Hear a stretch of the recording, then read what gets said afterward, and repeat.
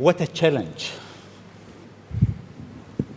to talk to one of the most, in my opinion, in life, we've seen within this part of the world great people like Al-Khwarizmi, who invented algorithm. Globally, Newton, Henry Ford, the Wright brother, Albert Einstein, and Elon Musk.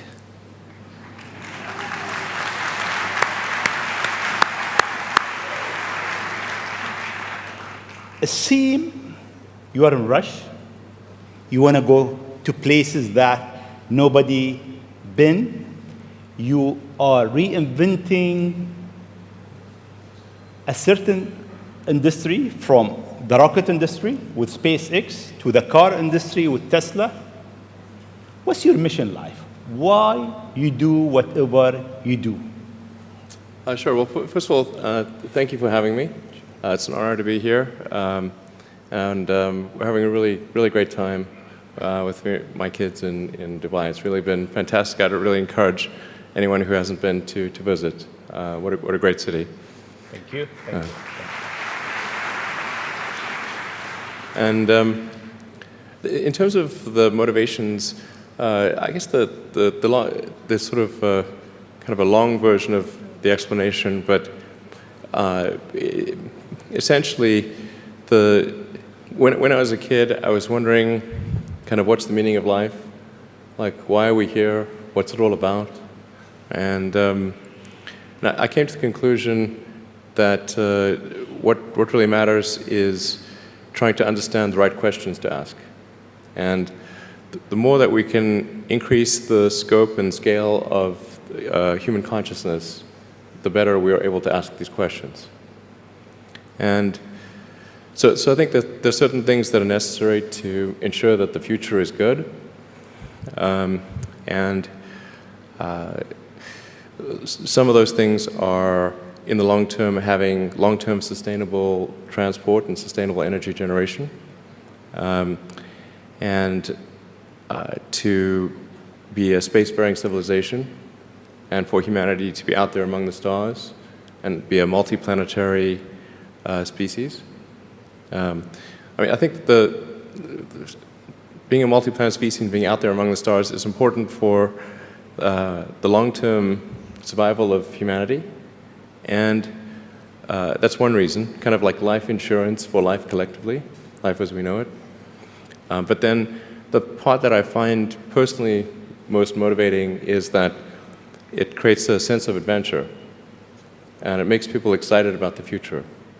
If you consider two futures, one where we are forever confined to Earth until eventually something terrible happens, or another future where we are out there on many planets, maybe even going beyond the solar system, I think that second version is incredibly exciting and inspiring, and there need to be reasons to get up in the morning.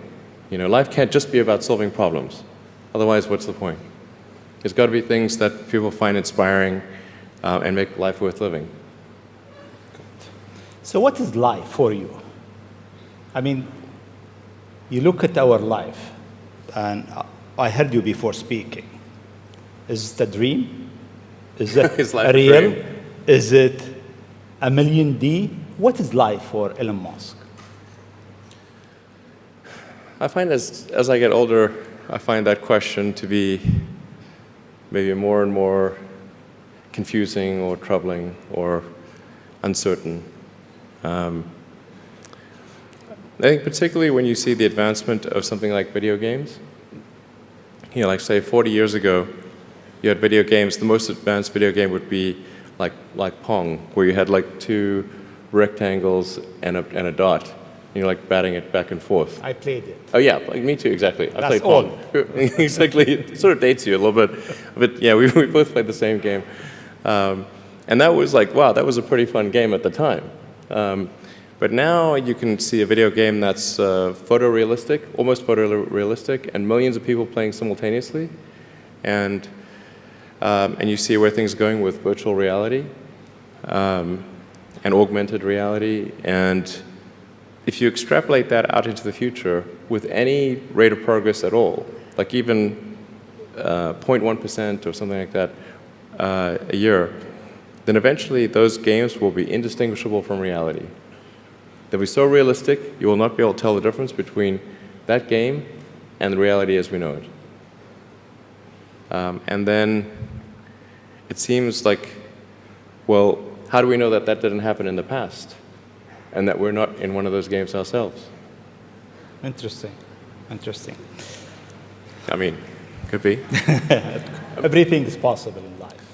I mean, there's, like, I mean, yeah, particularly like things seem to be accelerating to something. Isn't it? I mean, if we look at our life, it seems in the past 100 years, life been accelerating quite fast. Yeah. In the past 20, It's much getting faster. Faster and faster. Is it more slow? So my question is really, how life will be in Earth 20, 30, 50 years from now? Our education, our transport. How do you see it?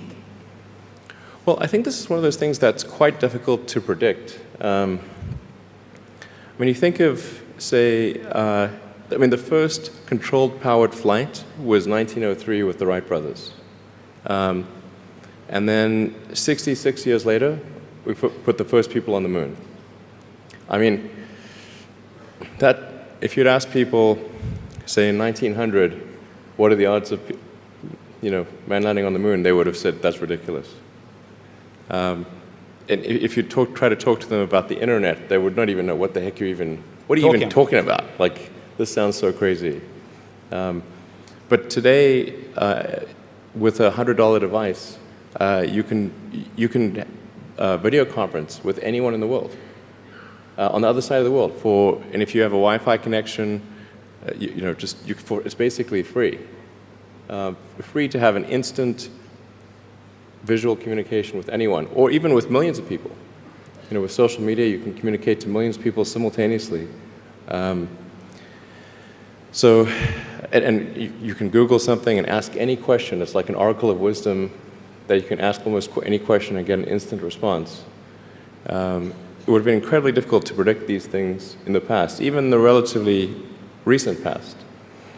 So I think the one thing that we can be quite certain of is that any predictions we make today for what the future will be like in 50 years will be wrong.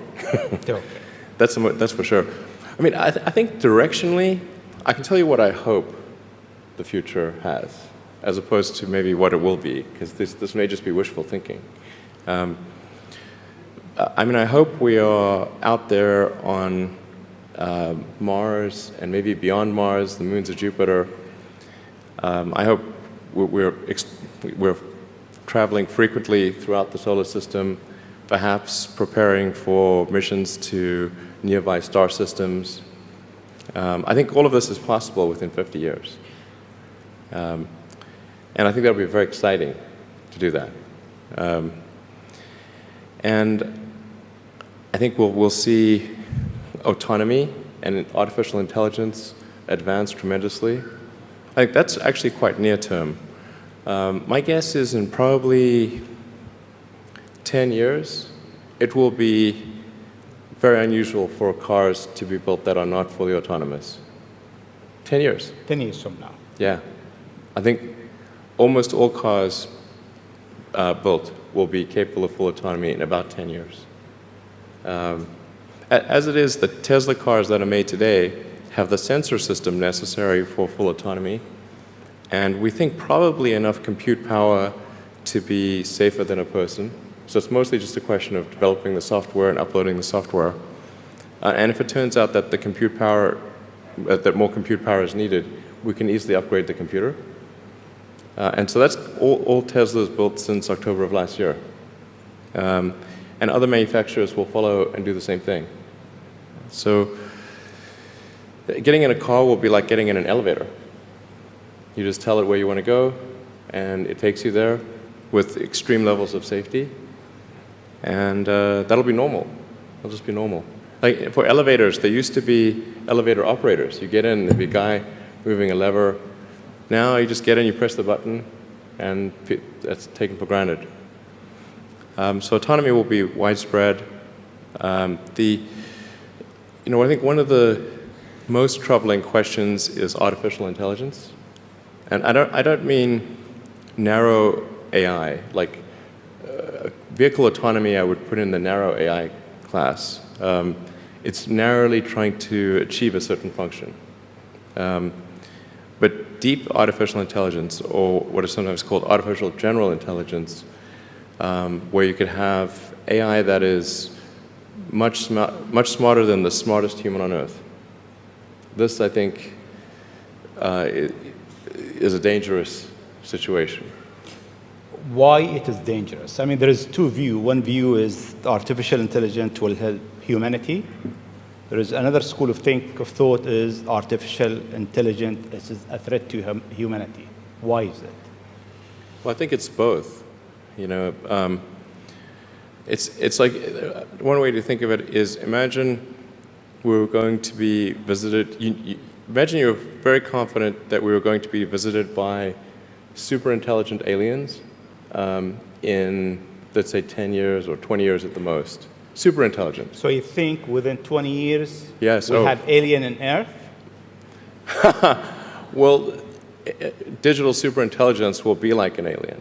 It will be like an alien. Yeah. But my question is, do you think there is other intelligent life outside the Earth?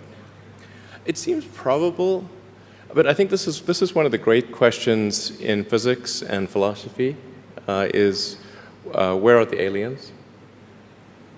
Maybe they're among us, I don't know. Some people think I'm an alien. Not true. Not true. But maybe we are alien. Of course I'd say that, maybe we are alien, Ellen. I mean, if you look at this part of the world, yeah, they believe that human beings are not from Earth. They came from somewhere else. Eve maybe. And Adam came from somewhere else to Earth. So in a way, human being alien to this land. Do you think we'll make contact with alien within the next 50 years? Well, that's a really tough one to say. I mean, if there are super intelligent aliens out there, they're probably already observing us. That would seem quite likely, and we just are not smart enough to realize it. But I can do some back-of-the-envelope calculations, and any advanced alien civilization that was at all interested in populating the galaxy, even without exceeding the speed of light, even if you're only moving at, say, 10 or 20% of the speed of light, you could populate the entire galaxy in, let's say, 10 million years. Maybe 20 million years max. This is nothing, in the grand scheme of things. Once you said you want to die on Mars, why? I don't, to be clear, I don't want to die on Mars. It's like, we're all going to die someday. And if you're going to pick some place to die, then why not Mars? Okay. If we're born on Earth, why not die on Mars? Seems like maybe it'd be kind of exciting. But so I think, given the choice of dying on Earth or dying on Mars, I'd say, yeah, sure, I'll die on Mars. But it's not some kind of Mars death wish. And if I do die on Mars, I just don't want it to be on impact. Okay. Got it. Yeah. Let's come back to Earth, actually. Okay. You tweeted that you are building a tunnel under Washington, D.C. Why? What is it? Well, it's a secret plot. Okay. Just between us. Okay. Nobody heard you? Yeah, exactly. Please keep that secret. I think this is going to sound a little, it seems like somewhat trivial or silly, but I've been saying this for many years now, but I think that the solution to urban congestion is a network of tunnels under cities. And you can, when I say, I don't mean a 2D plane of tunnels, I mean tunnels that go many levels deep. So you can always go deeper than you can go up. Like the deepest mines are taller than the tallest buildings. So you could have tunnels, a network of tunnels that is 20, 30, 40, 50 levels, as many levels as you want, really. And so given that, you can overcome the congestion situation in any city in the world. The challenge is just figuring out how do you build tunnels quickly and at low cost and with high safety. So if tunneling technology can be improved to the point where you can build tunnels fast, cheap, and safe, then that would completely get rid of any traffic situations in cities. And so I think that's why I think it's an important technology. Washington, D.C., LA, and most of the major American cities, most major cities in the world, suffer from severe traffic issues. And it's mostly because you've got these buildings you have tall buildings that are 3D, and you have a road network that is one level. And then people generally want to go in and out of those buildings at the exact same time. So then you get the traffic jam. Let's come back to UAE and Dubai. The first time I met you, it was 4th of June 2015 at your office in SpaceX. And I asked you, would you have a presence in UAE? And your answer was, I'm busy with China. Maybe not in the near future. Yeah. And almost a year and a half later, we are here. Seems time goes quite fast. Yeah. Why now? Well, I think actually things are going reasonably well in China. We had some initial challenges figuring out charging and service infrastructure and various other things, but now it's actually going fairly well. And so the timing seemed to be good to really make a significant debut in this region, starting in Dubai. Okay. In your opinion, what is the new disturbing thing that will come in technology next? What's next in technology? What's next in technology? That will disturb the way we live, the way we think, the way we do business. Well, the most near-term impact from a technological standpoint is autonomous cars, like fully self-driving cars. Like I said, that's going to happen much faster than people realize. It's going to be a great convenience to be an autonomous car, but there are many people whose jobs it is to drive. So in fact, I think it might be the single largest employer of people is driving in various forms. And so then we need to figure out new roles for what do those people do. But it will be very disruptive and very quick. Now, I should characterize what I mean by quick, because quick means different things to different people. There are over 2 billion vehicles in the world, approaching 2.5 billion cars and trucks in the world. The total new vehicle production capacity is about 100 million. Which makes sense because the life of a car or truck before it's finally scrapped is about 20, 25 years. So the point at which we see full autonomy appear will not be the point at which there is massive societal upheaval, because it will take a long time to make enough autonomous vehicles to disrupt employment. So that disruption I'm talking about will take place over about 20 years. But still, 20 years is a short period of time to have, I think, something like 12 to 15% of the workforce be unemployed. Yeah, thank you. This is the largest global government summit. We have over 139 government here. if you want to advise government official to be ready for the future, what is three things or three advice you'll give them? Well, I think the first bit of advice would be to really pay close attention to the development of artificial intelligence. I think we need to just be very careful in how we adopt artificial intelligence and to make sure that researchers don't get carried away.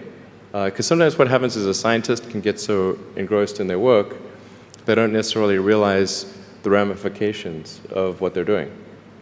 So I think it's important for public safety that governments keep a close eye on artificial intelligence and make sure that it does not represent a danger to the public. Let's see. Secondly, I would say we do need to think about transport in general. And there's the movement towards electric vehicles, sustainable transport. I think that's going to be good for many reasons, but again, not something that happens immediately. That'll happen slower than the self-driving vehicles. So that's probably something that happens over 30 or 40 years, the transition to electric vehicles.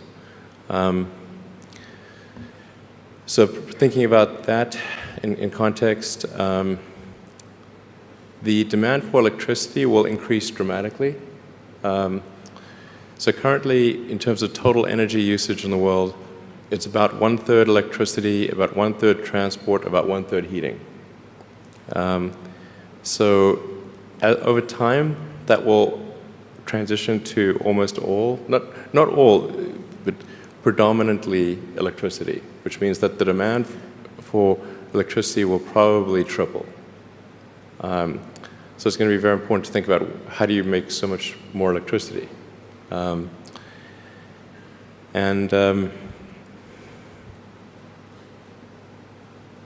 Seem they have an easy job. That's it. There's no more challenges for them. No, well, then I think maybe these things do play into each other a little bit. But what to do about mass unemployment? This is going to be a massive social challenge. And I think ultimately we will have to have some kind of universal basic income. I don't think we're going to have a choice. Universal basic income. Universal basic income. I think it's going to be necessary. So it means that unemployed people will be paid across the globe. Yeah. Because there is no job, machine, robot is taking over. There will be fewer and fewer jobs that a robot cannot do better. Okay. That's simply and I want to be clear that these are not things that I think that I wish would happen. These are simply things that I think probably will happen. And if my assessment is correct and they probably will happen, then we need to say, what are we going to do about it? And I think some kind of a universal basic income is going to be necessary. Now, the output of goods and services will be extremely high. So with automation, there will come abundance. There will be almost everything will get very cheap.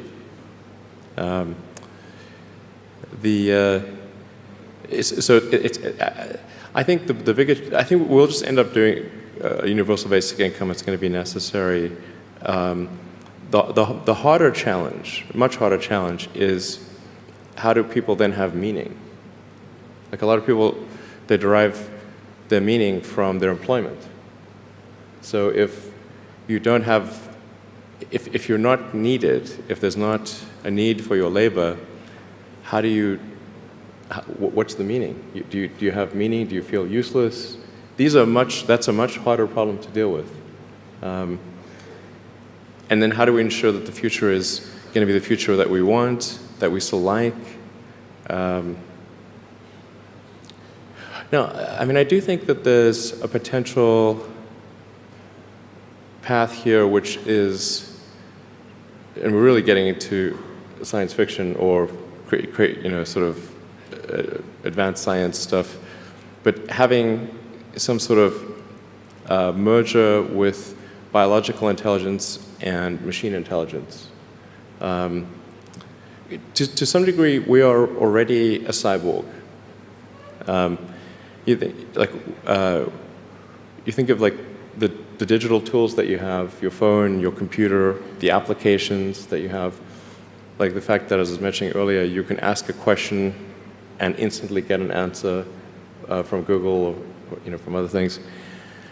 And so you already have a digital tertiary layer. I say tertiary because you can think of the limbic system, kind of the animal brain or the primal brain, and then the cortex, kind of the thinking, planning part of the brain, and then your digital self as a third layer.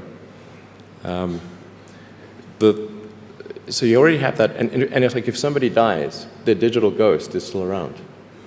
All of their emails and the pictures that they posted and the social media, that still lives, even if they died. So over time, I think we'll probably see a closer merger of biological intelligence and digital intelligence. And it's mostly about the bandwidth, the speed of the connection between your brain and the digital extension of yourself. Particularly output. And output, if anything, is getting worse. We used to have like keyboards that we'd use a lot. Now we do most of our input through our thumbs on a phone. And that's just very slow. A computer can communicate at 1 trillion bits per second, but your thumb can maybe do, 10 bits per second or 100 if you're being generous. So some high bandwidth interface to the brain, I think, will be something that helps achieve a symbiosis between human and machine intelligence, and maybe solves the control problem and the usefulness problem. Getting pretty esoteric here. I don't know if this is... It's close. Okay. We got it. Always you think out of the box. Your idea is so huge. You want to go to space. You decided to go to space. You did it. You decided that you want to land your rocket back. You failed 7 times, 8 times. Yeah, something like that. Then it landed. More times than I care to count. Yeah. How do you come with this idea, actually? Sometimes they're pushing the human limit. You are always pushing the human limit. Why? Well, I think about what technology solution is necessary in order to achieve the particular goal, and then try to make as much progress in that direction as possible. So in the case of spaceflight, the critical breakthrough that's necessary in spaceflight is rapid and complete reusability of rockets, just as we have for aircraft. You can imagine that if an aircraft was single use, almost no one would fly. Because you can buy, like, say, a 747 might be $250 million, $300 million, or something like that. You'd need 2 of them for a round trip. But nobody's going to pay millions of dollars per ticket to fly, to do air travel. But because you can reuse the aircraft tens of thousands of times, the air travel becomes much more affordable. And the same is true of rockets. So our rocket costs $60 million, roughly.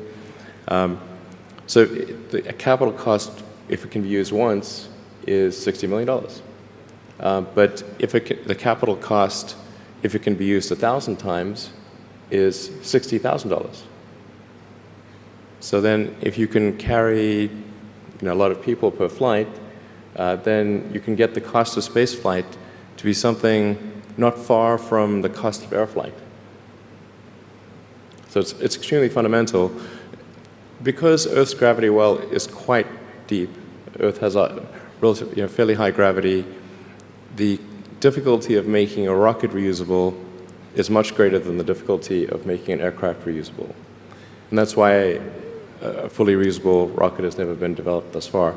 But if you use the most advanced materials, most advanced design techniques, and you get everything just right, then I'm confident that you can do a fully reusable rocket.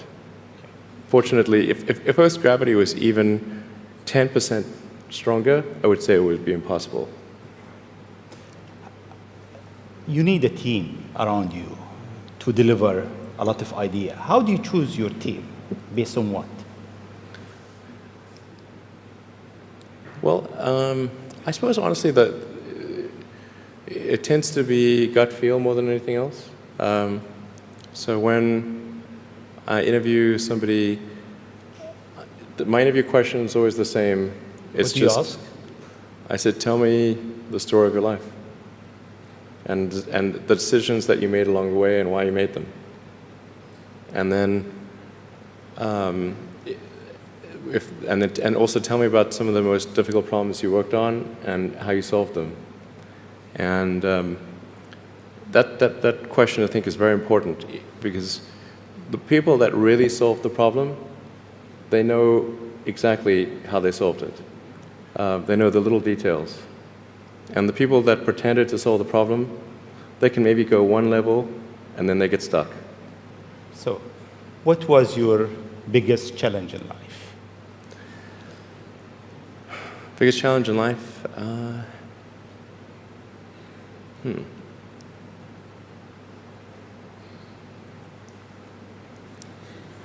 No challenge. Well, no, there's a lot of them. I'm trying to decide which is which is the worst.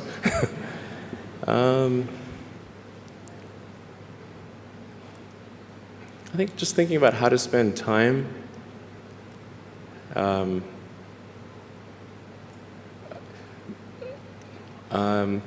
of the biggest challenges, I think, is making sure you have a corrective feedback loop, and then maintaining that corrective feedback loop over time, even when people want to tell you exactly what you want to hear. Okay. That's very difficult. Yes. Time is over. I'll ask you just one last question, Sure. if you allowed me.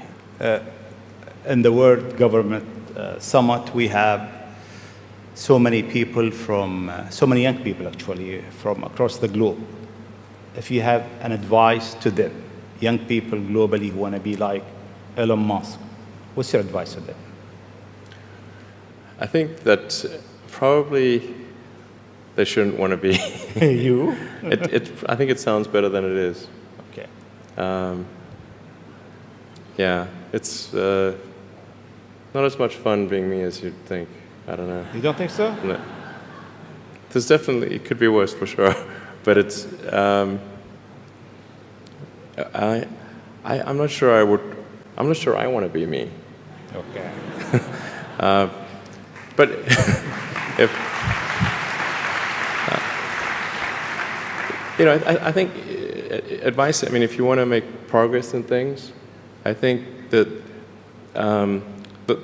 the best analytical framework for understanding the future is physics.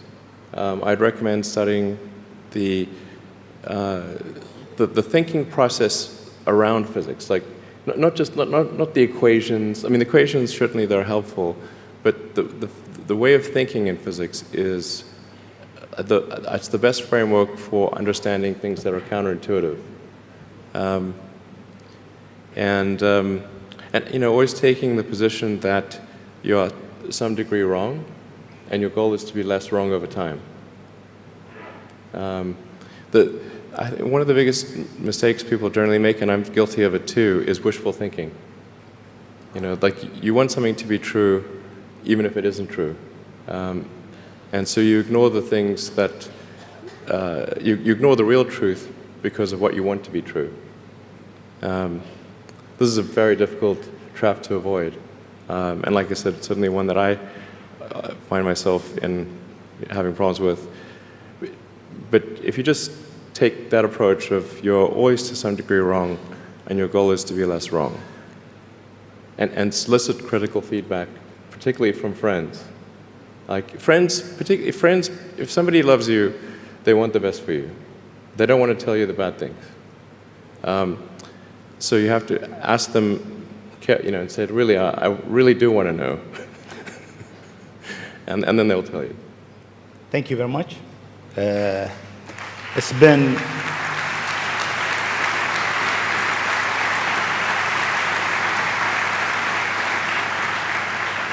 It is great for the World Government Summit to have a legend who's creating the future for humanity to share his thought, his idea, his vision, his challenges, and his hope for life. Thank you very much. Thanks for having me.